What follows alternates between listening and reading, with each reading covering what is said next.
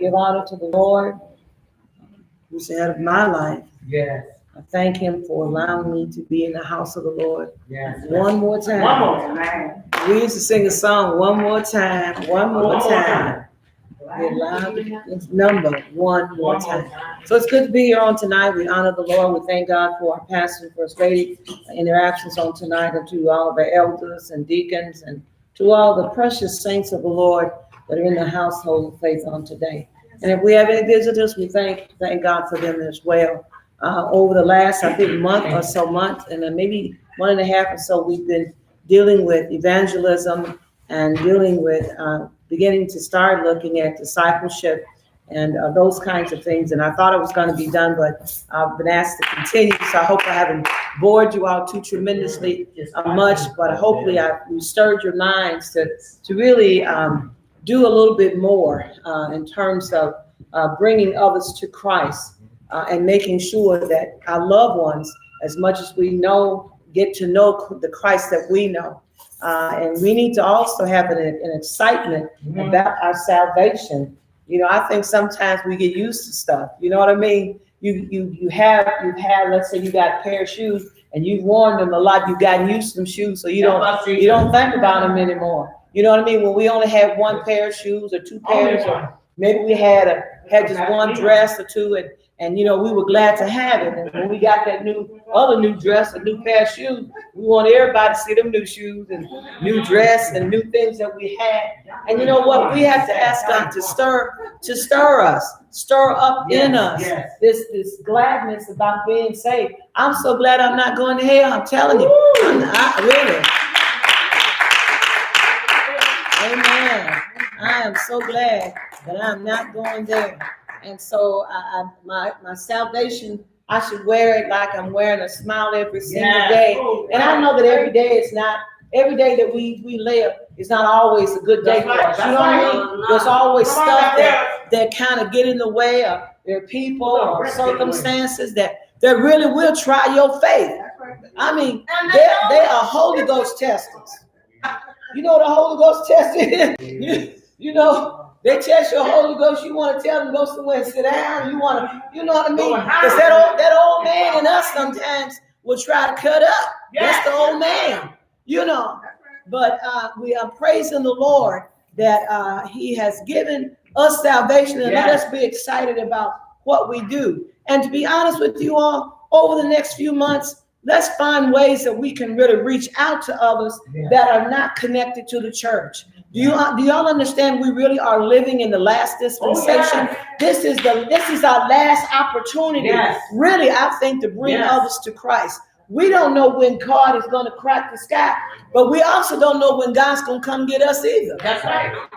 Okay? My cousin was 70 years old, had just turned 70 in the month of June, I believe it was, and then we went to his funeral on Saturday. He didn't know he was going to die. He had no idea. You know what I'm saying? So just because we get to a certain age doesn't mean we're going to see next week, next year, next anything. So we really have to be about the business of winning souls for Christ. You know, they said to win at every cost, whatever it's going to take for us to do it. Maybe you're not that gregarious kind of person. Maybe you're the little more shy person. Our Sister Davis, if you get her to talk, and she can talk, but she come across very reserved and very quiet. But Sister Girl can talk. I mean, really, she's quiet here. You know what I'm saying? So I'm pointing her out for a reason. She don't mess with it. And so, you know, but what I'm saying is, you know, we do it based on our personalities. All right. Most folks really, to be honest with you all really probably don't know. I'm really a shy person. Y'all didn't know that, did you? I really am. I am. But I do what I do what I need to do. You understand what I'm saying? The Lord has helped me through that. And so when I meet people, I'm smiling, and sometimes I may not feel like it, but at the end of the day, I know that my soul is hid with the Lord. So I hope I've challenged you all last month to really think about how can I, over the next 90 days, reach out to someone. And what I mean by that, how can I be the one that water? How can I be the one that plant? Those are the only two functions that you have is planting and watering. The other function is left up to God and the Holy Ghost. So we can't do, we can't make the seed grow. But what we can do is if we plant something and then we go and we water something, it may not be the same person that you watered and you planted. It may be a completely different person that you have had an experience with. But you need to ask yourself a question. Do I want to go to heaven and my kinfolk going to hell when I have an opportunity to reach out to them? That's right. How many of y'all want your children, your grandchildren, your nieces, your nephew go to hell when you going to heaven? How many of y'all want that to happen? So we've got to find ways to, if nothing but plant. And I don't mean beating them across the head. That's right. You see what I'm saying? You don't have to beat them across the head, especially, if it's your cousin or whatever. Now, your children living in your house, you have a whole different thing with them. You need to bring their behinds up in here because you have control over that. But I hear my big old grown grandson, all I can do is tell him about the Lord. And whenever I see him, I'm going to live right in front of him. That's right. So he knows that there is a difference between what he's doing and what I'm doing. Yeah. You see what I'm saying? So we all have responsibilities. We can't shirk it. All right. So we're going to talk tonight a little bit about it's a big word. I know. Don't worry about it. It's not all that deep. In church assimilation. Sounds big, don't it? But it is. It's really connecting and discipling new members. Now, I'm going to ask Sister Kara because I know she knows what assimilation is. What is assimilation? I may ask for my other son over there. What is assimilation? Assimilation is actually blending into a culture or a way of doing things. That's good. Assimilation allows that person to become a part of that particular culture, whatever that is. The church has a culture. COGIC has a culture. Didn't y'all know that? We have a culture. Years ago, people did not understand the culture of the Church of God in Christ. They looked at us like we were crazy because we shouted, we danced, we spoke in tongues, and all of that. You see what I'm saying? And they were like, "What are they doing? Something wrong with them? They crazy." Well, now everybody.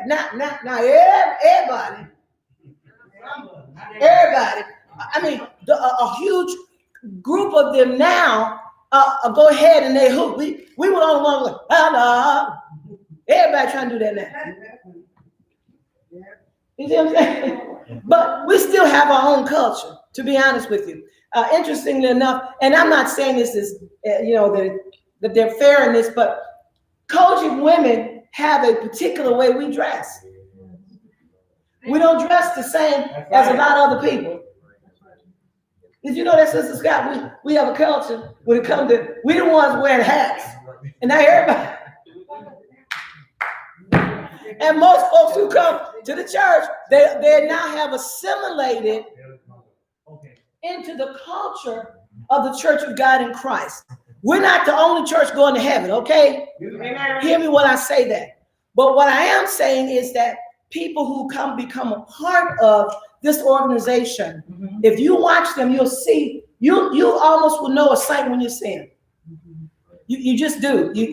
Back in the day, I'm not beating up on nobody about their pants. I'm not going down that road with anybody. But what I'm saying is, one of the things that we always noticed was when the saints went out, they looked a certain way.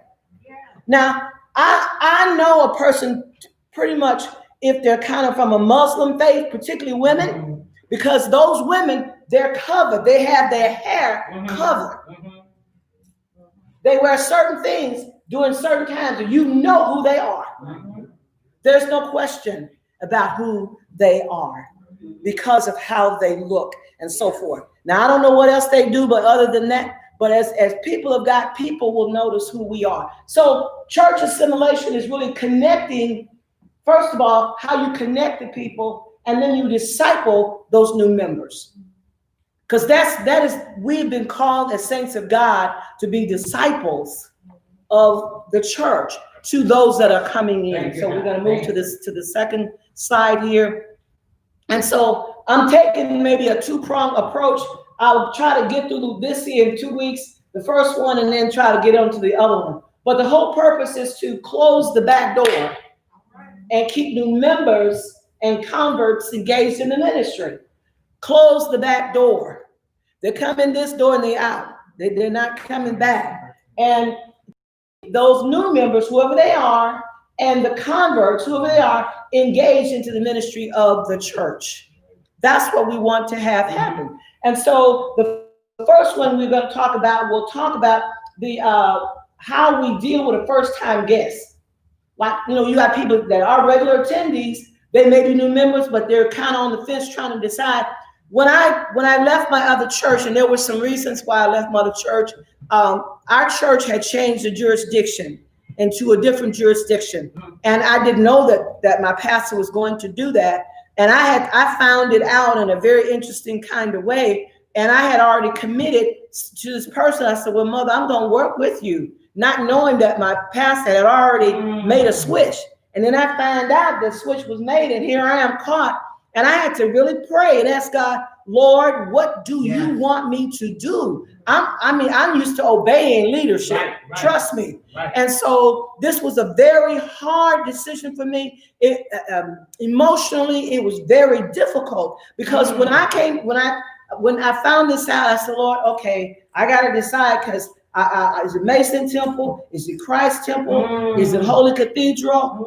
Is it Greater Little Hill? There were 4 churches. Bishop Allen is my godfather. So do I go to his church? Bishop Tatum and Mother Tatum, I'm very close to that family. I'm always in the family. I can go to their family reunion, all of that. Or do I go here? Or do I go, you know what I'm saying? And so I had to really pray. And so I started coming really as a visitor to this church. I came on New Year's night, the watch meeting night. And I began to come to the services, Sunday morning service, Tuesday night Bible study. And at that point, I think we were still on Fridays.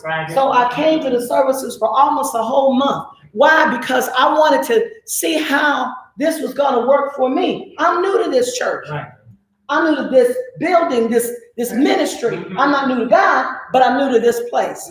And the way that we did things there are completely different than the way we did things here. You see what I'm saying? So I was trying to figure out, how do I fit into this new place? And if I was truly a new saint, it would have been a little bit confusing because no one necessarily came alongside of me to guide me. You understand what I'm saying? To tell me how this went or how that went. And so thank God, I'm a quick learner. I can observe and so forth. And then I think the first Sunday in February, I put my membership here in 1998. Yeah. So, but it's also how we deal with those first-time guests. And then the other one is to come up with some strategies for new members and converts so that they can grow and also reproduce. Because really and truly, as new saints in Christ, that's how the church grew in the New Testament. Those people were so excited about Jesus Christ that they didn't keep it to themselves. They went out and shared it with others. So it really lies in a process that we call assimilation, which is connecting individuals to the ministry, and then discipling, which really is mentoring the new members to the church. Okay, so that's what we want to do. The first prong focuses on turning first-time guests into regular attendees, which is new members. How do we do that? So we invite folks to church. We invite them to our musicals. And Christ Temple has always had a reputation for being a church that knew how to have church, a church that had a dynamic music department. Even when we had 8 folks singing. And I remember going to somewhere and we had like 89 of our choir members, and they blew the church out. Them same little few people. I said, okay, Christ, y'all all right with me. And so the thing is, you got them there. Now what? What is the next step? What's next? How do you keep them there? How do you do that? But what about those that come once and never return? Think about people who've come, got saved, but then don't come back. Really think about the potential of what that really means. What happens to those souls who have been won and they don't stay? So we have two issues here. People who come, they visit, and they get saved here, don't come back. You know what I'm saying? Or people who are, totally new converts. Same issue, same problem. So why, we're going to go to the next one. Why do you think people don't return to church? Why do you think people don't return to church? Think about it for a minute. I'm asking the class. Sister, I'm asking the whole class. Sister Jackie. Well, two things. Young people think it's boring. Flat out, boring. Oh, boring. Okay. Yeah, just flat out. Young, they say, oh, so boring. And when we came up, we were able to sit in the church. We said, oh, just sit there and hear the word. But young people's minds are going. And they need something to do. And we did have a lot to do with our young people, downstairs and youth department and plays. And then they grow up. And if we don't have that connection that we had when we had Danita and all them, when they were coming up, Drea, it's like the teachers fell off. Not just the students, but some of the teachers fell off. And when they get slowful, the young people see, hey, no teachers doing nothing. The ideas are not there no more. Then they stop coming. So that's what So that's one of them. Okay. Mm-hmm. Okay. Mother? I believe, Brother Harris, that new people that come to church, new people that are not used to really coming to church, and they join a church, sometimes they're joining just a choir. There's just a good choir, they really love the choir. Or sometimes they're just joining the pastor. The pastor's a really good speaker. They love that speaker. It'd be something to draw them there really before they become really, Holy Spirit gets in them and the Lord begins to lead them to know it ain't about the choir, not the pastor, but it's about the Holy Spirit that's doing it inside of you. So that has been my experience. I've heard many people say, I just do because I love that choir. That choir is really awesome. So some people are doing for those types. Mm-hmm. Sister Scott, and then Mother Swan. Just gonna talk of my experience. When I first came to church, I like the church, but I was still too much caught up in the world of worldly politics. Okay. Yeah. Okay. So they're caught up in trying to also hold on to what's out there and then trying to do this. Okay. Mother Swan. And some of them come because they feel alone, even though they're here, they feel alone because no one reaches out to them. Okay. And so, like you said earlier, they're sort of by themselves, they don't know what to do. And so if nobody reaches out to them, then they just easily fade away. So as you said earlier, once they become a part, that's the time you got to grab and do something with them so that they don't feel like I'm here by myself and I don't know what to do. Mm-hmm. Have anybody ever started a new job? Yeah. Okay. We're going to talk about that because there's some similar kinds of things that I think causes people to either stay or leave. And the biggest part really is fit. The fit. That's right. That's a simple word, but how do I necessarily fit? Yes, sir. How can I help you? I'm sorry? You got a word. You have something you would like to share, sir? Okay, you're gonna talk to him. Okay. All right. I didn't want to overlook you. So we're gonna go on. We go on. Remember how we used to? It was joyful. We would get up, and when visitors came, the visitors stand up, and we would go out and meet them. And before the pandemic, and they felt warm and welcome. We would go, and sometimes Jesus had to call us back. Y'all can come back now. And then we met them out in the back, everyone was so warm, people felt warm and welcome. And they shared their name and where they was from. And And that, when you. That helps. That helps. My name is Jackie, and I'm from such and so brought me these, not just for family and friends there, but they want that felt, Yeah, the thing that happens sometimes when, one of the interesting things about Christ Temple, unfortunately or fortunately, is that over the years, leadership has transitioned after another leader, that some of those things that we've done have kind of went different ways because each person kind of sees it differently. You know what I mean? So it's like, some things that we did maybe 20, 30 years ago, perhaps has transitioned because our leadership has transitioned 2 or 3 times, which is really kind of unusual for a church. But the church is still standing. Yeah. But again, you deal with leadership changes. So not that it's right or wrong, it's just that that's what it is. So it doesn't happen by accident. We're going to talk about something called circle of commitment. And so I'm sure many of you all are familiar with Rick Warren. He is truly a dynamic writer, and he stirs up a lot of interesting things in our mind about church and all of that. And he says that some of this, by hoping, wishing, and hoping and praying, but purposeful work on the part of everyone in church. I mean, I can pray and all of this. I can pray and ask God, give me a job. Lord, give me a job. I moved. I didn't write no resume. I didn't look at no newspaper. I didn't go call nobody. You see what I'm saying? It has to be purposeful work. If we want to yes, we're to pray. Wishing and then hoping. No, that ain't gonna get it. Sorry. So he says that there's a thing called circle of commitment, which tells us that levels where a person moves through, he or she becomes committed. There's this piece before they actually got it. He says that the goal of a living or soaring church is to move people from the outer circle, which is a low commitment and low spiritual maturity, to the inner circle, high commitment and spiritual maturity.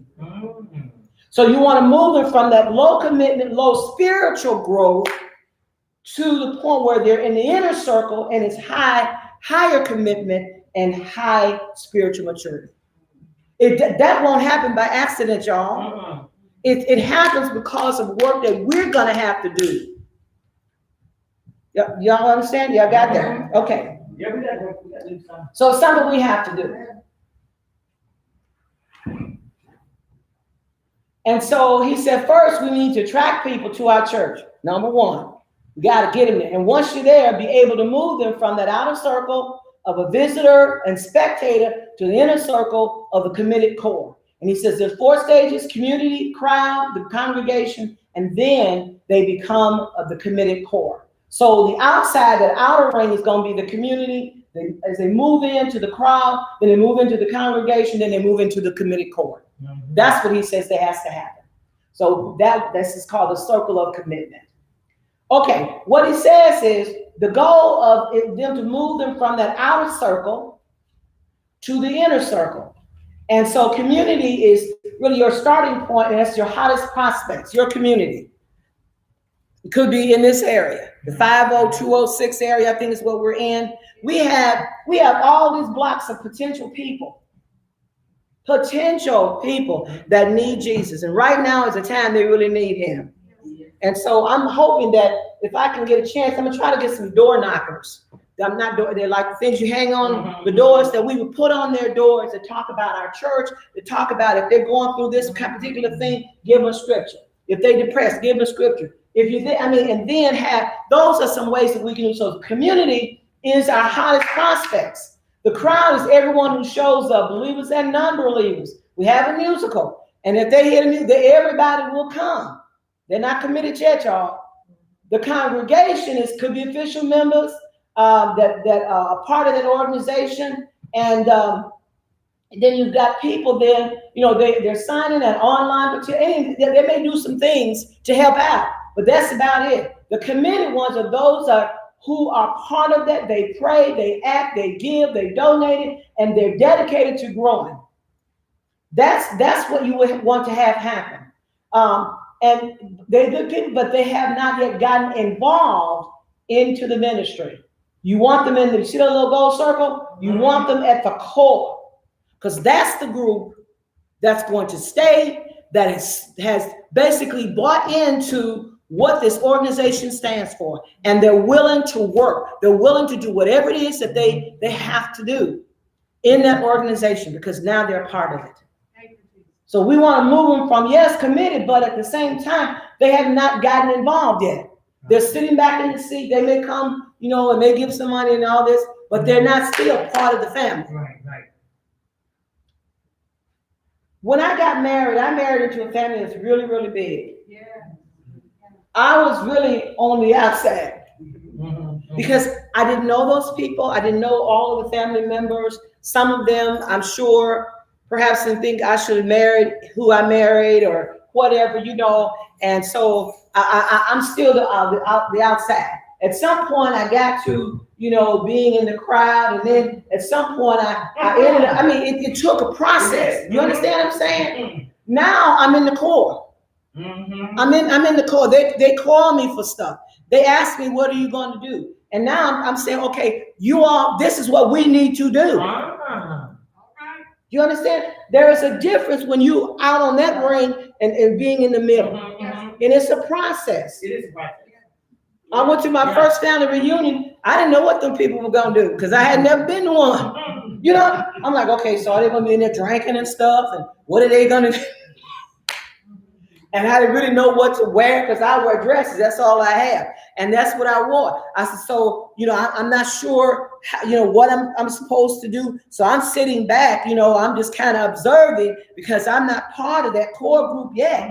You see what I'm saying? I'm not. I'm married in the family, but I'm just I'm on the outside right now, kind of sort of looking in. And after a few years, I became part. I'm showing up to stuff and doing it. And then when I finally got to the committed level, I'm at that level. And then finally, I'm in the core. I'm in the core. I get invited to things, and they'll call me and say, "So what's going on?" and blah blah blah blah. So what I'm saying is, there's a process.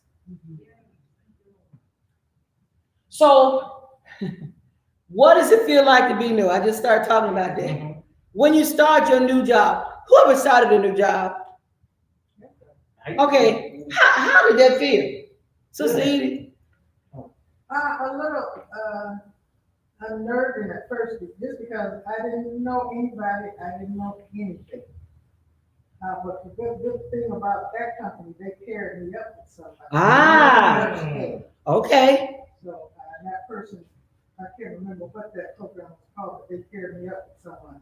He showed me around, and I went to lunch with her, and so I got close with her, and she introduced me to people. Showed me the different departments and stuff. But without that, before that, on that first day, it was a little intimidating, because I just didn't know what I was going to do, other than the person that was training me. Right. And sometimes we get into something and go, oh boy, what have I done? Can I do this? You know what I'm saying? We have feelings of uncertainty because we're not sure, can I handle this? Can I do this? And that's me. I know me. I'll say, oh my gosh, geez, can I do this? Well, by the time I had been there, at my particular job long enough, they would call me to switch up with somebody else that couldn't do it. I'm like, wait a minute, y'all okay, so y'all gonna kill me, huh? That's what would happen. When there were problematic areas, guess who got switched off? And I had just, learned my area and was doing good and it was comfortable. We're gonna send you down there in the health sciences area. And that area was booming because everybody was trying to get in to be a nurse or be a dental hygienist or whatever it was. And that area, I had so many phone calls. That's why today, when I tell you all, I'm telling y'all for sure.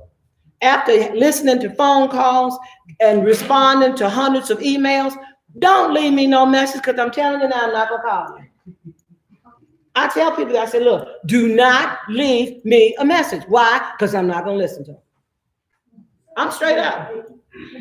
And what happens is I'll tell us, look, when it says my email, not email, but my phone thing is full, I don't empty it off. But what if we just want to talk? Why I don't empty it off? Because anybody know why I don't empty it out? Because it'll be room for our message. There you go. You said Mother Harris, you wrong. No, I'm not. I'm telling you. I'll be your door there. I'm telling you up front. Do not leave me a message. Dean, I done told you, baby. I told you, don't leave me a message. I'm not gonna listen to it. I'll say what she is. You're gonna waste your time. Call me back. And what I'm saying is, if I'm not home or I'm driving, I may not. I won't go back and figure out who called me. I don't. When I get home, I might look and say, okay, so-and-so called. I'll call them back. But I tell you up front, that way you know how to handle me. So you more texting, people text you. I'll tend to do more texting than I will listening to a long 10-minute whatever. It takes too much time for me to listen. So that's just from the text. Y'all, you're not gonna make me feel bad about it, because when I have listened to almost 30 years of voicemail messages, and I come in on Monday morning, and I got 40 email messages that I have to respond to during a particular season of time, that gets old. So now I tell people, I say, baby, I'm gonna tell you, don't leave a message, because I'm not gonna listen to it. Mother, am I wrong for telling people that? At least they know Mother. Thank you. I like her answer. She didn't say you was wrong. She said at least they know. I mean, if I didn't tell you, I'd be wrong. I think I'd be wrong. But I'm not. Don't get stuck on me anyway. That's how you're productive. That makes you more productive. Because I can't. When you spend an hour and a half trying, Miss Davis, I can't get in my class. Miss Davis, would you call me back? I'm trying to get an A, B, C, D, E, F, and G program. Miss Davis, my mother said this, that, and the other, blah, blah, blah. I mean, I had to listen to them. Had to, because that's my job. And then it would take me all day trying to reach them and then leaving a message for them. I'm like, oh, Lord, this is just getting to be too much. The messages she got were different than somebody calling and saying, That was from her latter day. somebody called and said, it's number 2. That's all I want to hear. Quick messages like that. Most of the messages were not short. Right. Most of them were problematic issues that had to be resolved. And when you have done that for such a long time, it is very tiring to do that by yourself. And so that's why that one lady kind of got burned out. And they said, well, give it to Mike and he'll eat it. Give it to Grace, she'll handle it. Really? I'm handling students and staff. So, and then when I was an assistant dean, I had 4 departments. So if there was a problem with the athletes, I had athletics, financial aid, evening school, student activities. That's where that funny system comes in. So, those were things that I had to do. So when you move to a new neighborhood, you didn't know what the grocery stores were. You had to kind of find things on your own. Again, I explained to you about becoming a part of a new family, how that experience went. And so what were some of the things you didn't know? Sister Edith said she didn't know where, what time they were to eat and where certain things were. And sometimes we don't know where the landmines are. See, and so at the end of the day, we're outsiders. Being an outsider does not always feel good. And sometimes people who come to the church, they feel like outsiders because we look the same way, whatever. They come sitting by themselves. No one sits by them or welcomes them or what. None of that. They feel like an outsider. And they're trying to fit in. They're trying to become. This is a generation, I believe, that really seeks relationship. That's why they spend so much time on Facebook. But they're doing it the wrong way. unfortunately, because they're relying on Facebook to do some things that it's not equipped to do. And so they say things, sometimes they say too much, they tell too much, and don't realize it's not appropriate. Right. So they don't know, they haven't figured out all the Right. boundaries. There are boundaries for all of those things. Okay, we gotta move on. We gotta hurry up because Pastor not here, I'm gonna be out of order. So assimilation is turning attendees to the service into members. And so it's moving people from an awareness of who this organization is to attendance at events to active membership in the organization. So it's moving them from awareness to not only just to attending the events, but also becoming active in the events. So there's a difference. People come and attend a whole lot of stuff, but they're not necessarily involved in, okay? So that's one of our things. Once you get connected to the organization and you're in that organization, I don't care what happens all around me necessarily. I'm sold out to that organization. I'm a part of this church. And so when leadership changes, it's not so much about the leadership. If the person is a godly person, not the person is singing the candle, I'm up out of here. Okay?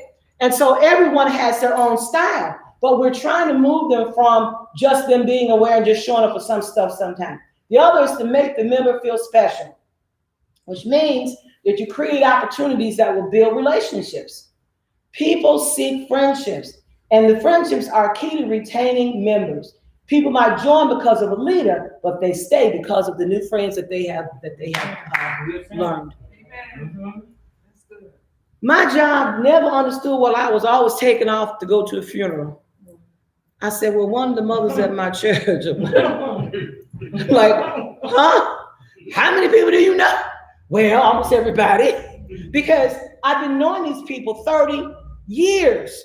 You see what I'm saying? And even if I may not be at their church, because we have all of our convocations and different meetings, it's folks I've been seeing for 30 some years. I know them. Hey, girl, how you doing? So it's people will join sometimes because of the leader, but they will stay if they're connected in other ways. Make sense, Mother? You're so right about that. That's one thing. When you switch over from one, let's say denomination to another, you know everybody over there. When you go to the conventions and to the events that they're having, you, like you said, you'll say, hey, you're knowing. But when you move to a new place, then you don't know nobody.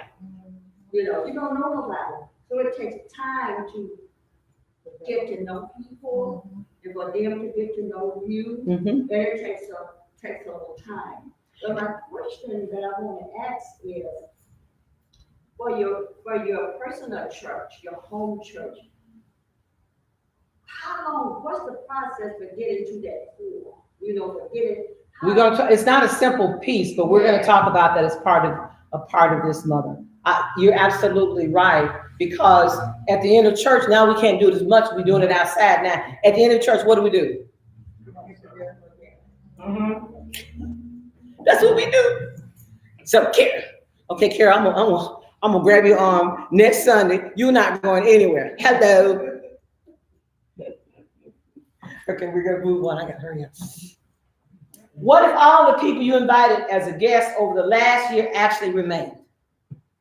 Think about it. The people that you invited here. What if all the people that you invited came and they stayed? See the impact? If you only had 2 new each week and they remained, that would be over 100 new people. So here's the thing. If Mother Edie, every week she invited 2 people, that's 100. Mother Jackie, that's 100.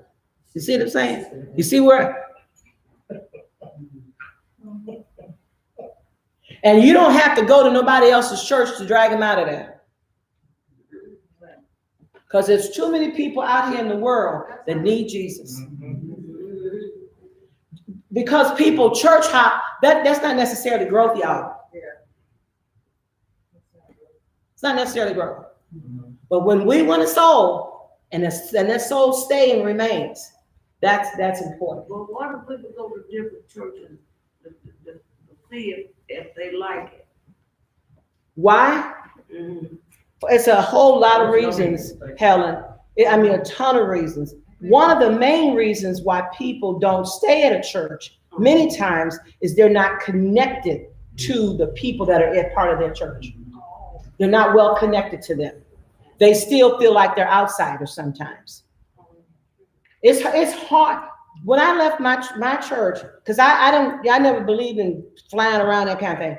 When I left that church, I was so hurt. I just didn't know what to do. And I knew a lot of people here at Christ Temple. I did. But I felt still, I just like, oh God, I miss my friends. I miss the people that I had been praying with. I miss, all of that. Even though I knew a ton of people here, it was an adjustment for me to be here at this church. Even though I knew a lot of people here, but it was still difficult. It was very difficult because I was accustomed to a different way of services, and I had to try to get used to the new whatever, and all of that. And everybody was real sweet. When I moved here from Texas, that was like going into a complete new culture in Wisconsin. The culture here in Wisconsin, to me, was a very standoffish, cold, unfriendly culture. And guess what? I checked Brother Bill, folks. That was my friend. I love Bill, okay? But I checked him. I said, look, when I came here, half you Negroes didn't even want to speak. I said, when y'all thought I could sing, that's when y'all started. No, help us, and let's start talking. I got them all. I said, so y'all were acting all that. Now, and I guess perhaps too, Mother Swan, to be honest, I did come here acting like I was all that too.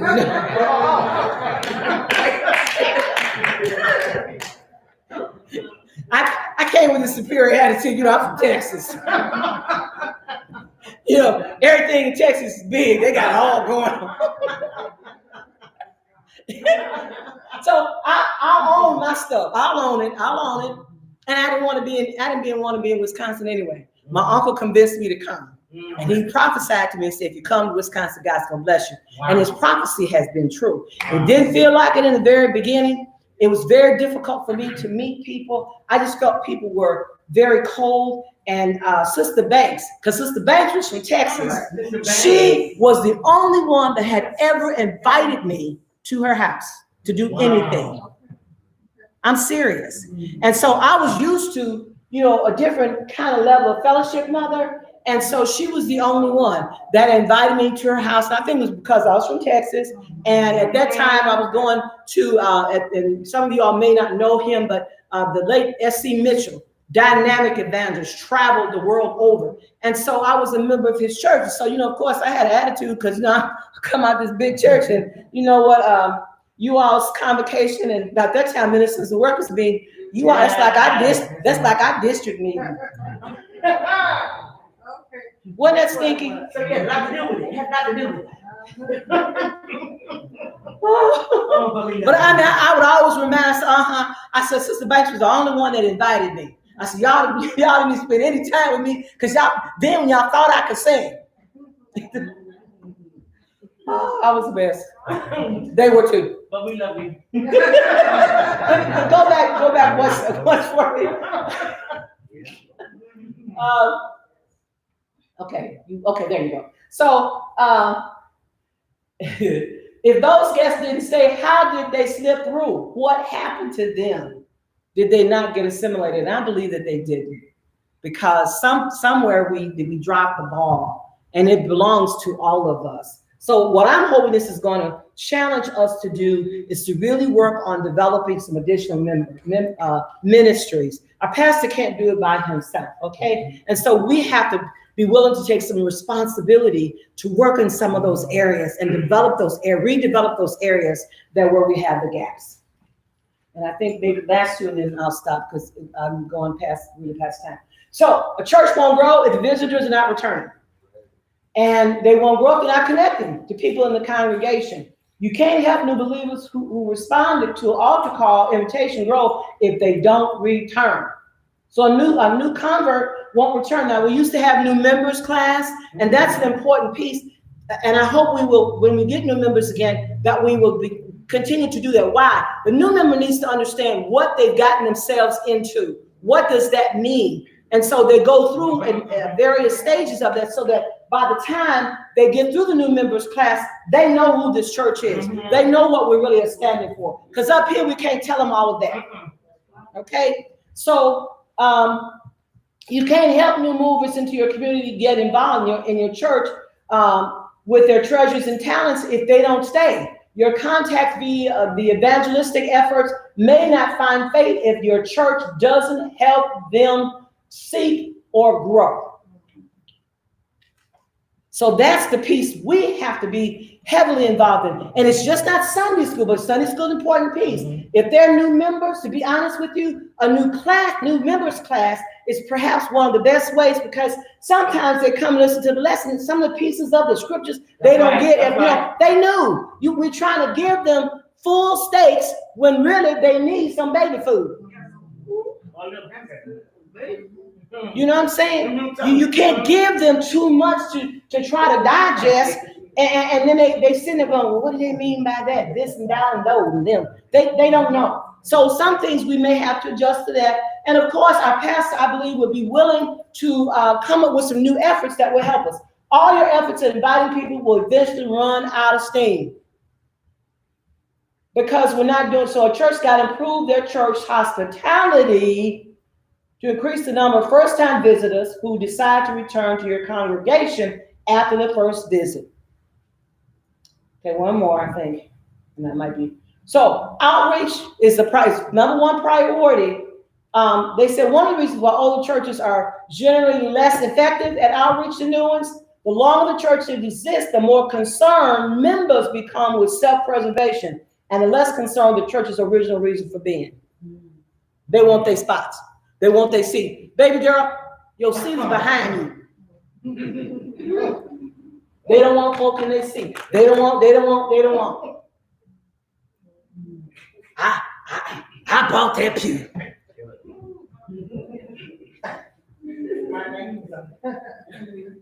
You know, we need to change our attitudes about things like that.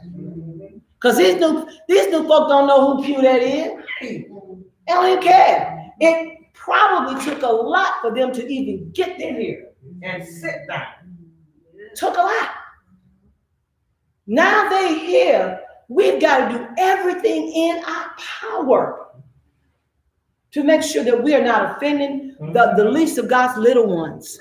And unfortunately, with this pandemic, we can't do the hug and all that we used to do. That's unfortunate, because that gives us an opportunity to speak to them. I remember one time we talked about at the end of the service, we need a new person that stood up. We need to go back and say, oh, thank you so much. I'm so glad you came to our church today. I hope you enjoyed the services. My name is Sister So-and-so.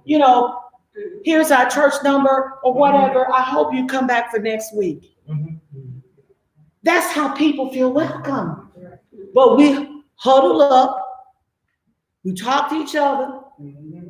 And sometimes we say things like, okay, so the YPWW is having a bake sale. The CWC is going to be inviting you all to the glory session. Well, they don't know what CWC is. They don't know what YWPP. They don't know none of that. So then they know that they're not necessarily invited. We got to be more clear. Yes, ma'am. Another thing what we do is after church, this department we're going to meet over here, and then this other department meet here. We have our meetings, and then Directly after service. Yeah, and then that person I'm not a part of the YWCC. I'm not a part of this department. I'm not a part of it. So I'm gone. I'm up out of here. So I'm just saying we keep not do it, but we really need to be very sensitive to that. Unfortunately, I think what we do, we think that's the pastor and first lady supposed to go back and greet. Not necessarily. Not necessarily. Okay, since I took Longer than that, give me 10 more minutes, I promise. I'm gonna try to finish this up. So the next one is there's a social networks of the vehicle. There are 2,000-year-old insight that any congregation can apply.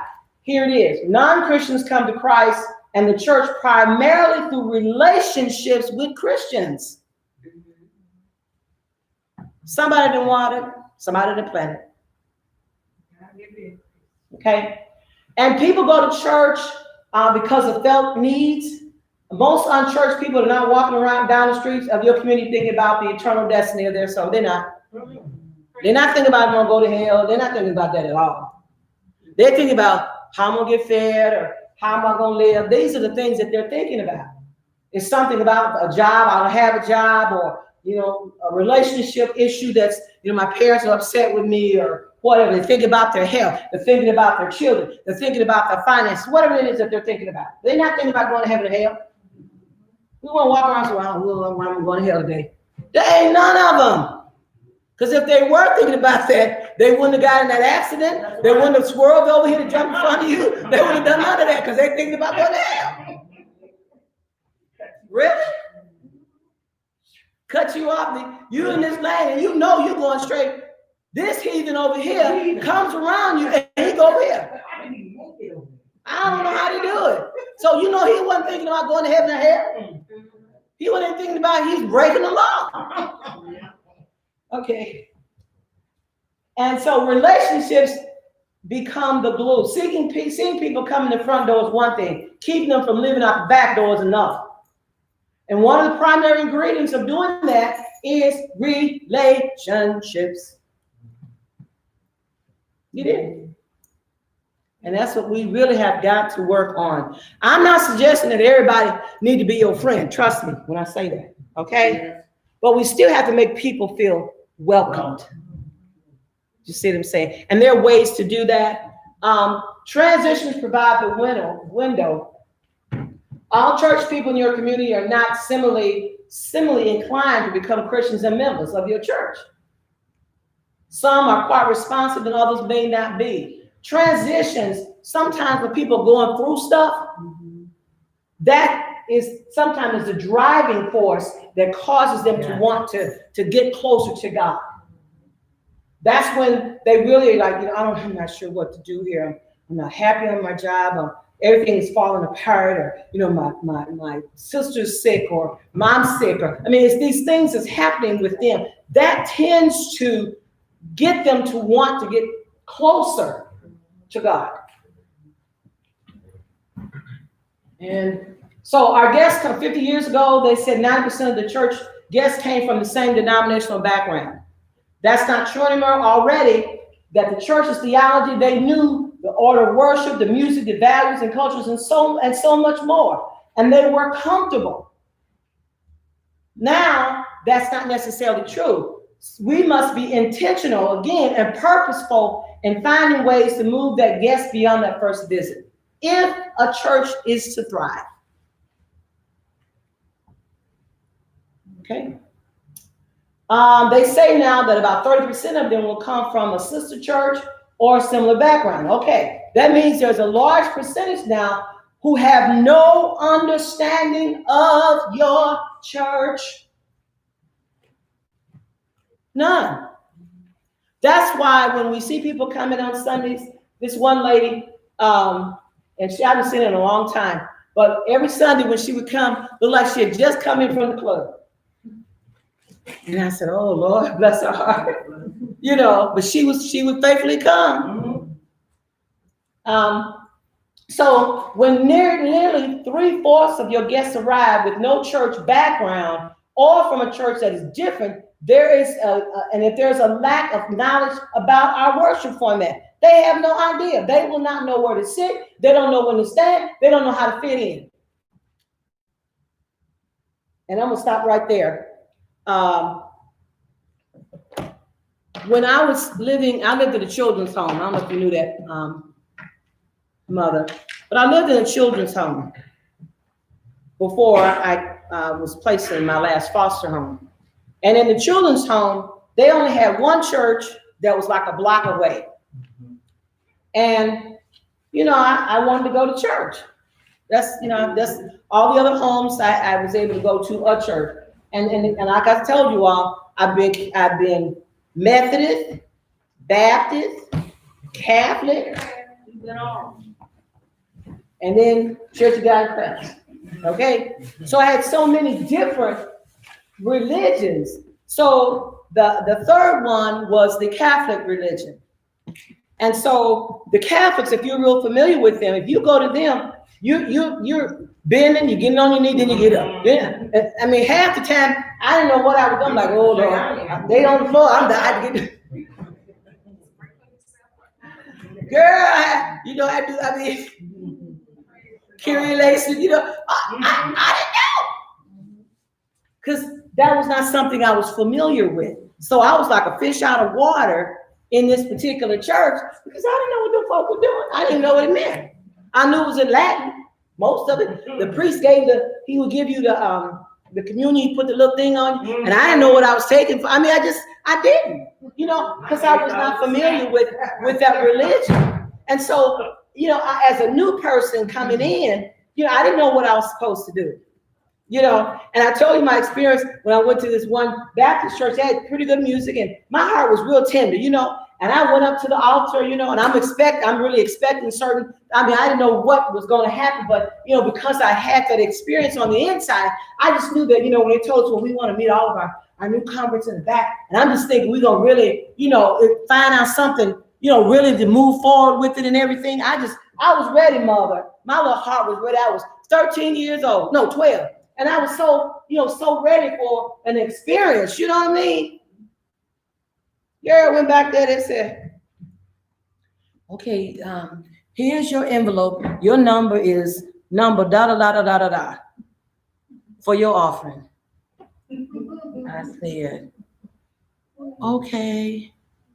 Here I'm 12 years old. And, I really didn't know what to do. First of all, as they say, I snuck off and had gone to the Baptist church. You see, I snuck off. I was tired of going to Curation. I was tired of going, not knowing when to jump up, not knowing when to sit down. So I said, I want to go over here to this back, and that's what I did. And the expectation was somewhat different. And so I didn't stay there. One, because I ended up in December, I ended up going into a sanctified home. Now that was quite different too, because when they start preaching about heaven and hell, I just, I'm like, I know I'm going and I'm not any good. I had a lot of guilt issues related to that. And I just knew that God wasn't going to save me. And because I didn't understand holiness and so forth. Well, by the time I had been in that home for almost 5 years, I understood all because I was going to Sunday school, all of those things. So, but initially, it was going to be hard because I didn't understand that, the clapping and the singing. And then, I as they say, I was hell scared. I didn't want to go to hell. And I didn't know a whole lot about it until I got involved in the church. Then things began to make more sense. I became connected to the church. Most of my friends, I would say almost like 90% of my friends were from the church, or from the jurisdiction, because our church was really small. And so, I connected that way. I became a part of it. So it wasn't foreign to me anymore. That's what has to happen, I think, for us when we want to connect new members to our church, is that they feel welcome, that they feel like they're a part of who we are, not some strange person that got a hickey on their head, And so that's what happened. And I felt that way when I came to Wisconsin from Texas, but again, I did think I was superior. Maybe that had something to do with, you think? Dr. Harris? Yes, ma'am. When you were talking about how people look when they first come and second time coming, and it look like they left wherever they were at night. We thank God that they knew what the door was, because I come from a church, the Salvation Army. They were strictly ministry. You see them on the street. You see them in the homes and the sanctified people in Highland Park projects where I live, Mother Virgin, Mother Rogers, Mother Robinson, the Hines, all them folks were sanctified folks. And the Riches next door, sanctified girls don't pop their fingers. I got 7 brothers now. Oh yeah, popping fingers. Ooh. And sanctified girls don't whistle. Well, I'm not sanctified anymore. I like to whistle. I'm not saying that.